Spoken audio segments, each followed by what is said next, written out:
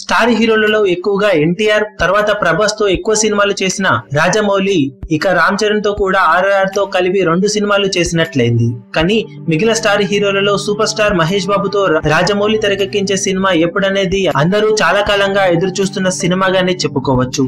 Business man సమయంలో రాజమౌళి మహేష్ బాబుతో cinema చేయబోతున్నాడంటూ వార్తలు రాగా ఆ వార్తల తర్వాత బొమ్మయ్యాయి. ఇక రీసెంట్ గా RRR ప్రెస్ మీట్ లో అఫీషియల్ గా యంగ్ అల్లూరి సీతారామరాజు పాత్రకు రామ్ చరణ్ ను అలాగే యంగ్ కొమురం భీం పాత్రకు ఎన్టీఆర్ ని తీసుకొని ఈ సినిమాను తెరకెక్కిస్తున్నామని చెప్పడంతో మీడియా నుండి కొందరు అల్లూరి సీతారామరాజు సినిమాను ముందుగా కృష్ణ గారు వేశారు కాబట్టి మళ్ళీ ఇప్పుడు అదే పాత్రను మహేష్ బాబుతో ఎందుకని వేయించలేదు అని ప్రశ్నను అడగగా, ఇది వరకు మహేష్ బాబు ఆడియో ఈవెంట్ ఒకదానిలో నేను మహేష్ తో ఎలాంటి సినిమా కావాలని ఆడియన్స్ ని అడగగా వాళ్ళు అల్లూరి సీతారామరాజుకు అనుకున్న రేంజ్ లో రెస్పాన్స్ ఇవ్వలేదు.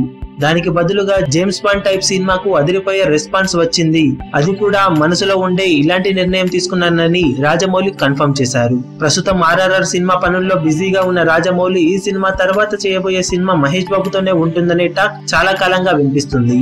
మరి వార్తల్లో ఎంతవరకు నిజం ఉందో తెలియాలి అంటే మాత్రం మరో ఏడాదికి పైగా ఎదురు చూడాల్సి ఉంటుందని చెప్పవచ్చు. ఈ వీడియో మీకు నచ్చినట్లయితే లైక్ చేయండి, షేర్ చేయండి, ఛానల్ ను సబ్స్క్రైబ్ చేయడం మర్చిపోకండి. ఏ చిన్న అప్డేట్ ను మిస్ అవ్వకూడదు అనుకుంటే బెల్ ఐకాన్ ని ప్రెస్ చేయండి.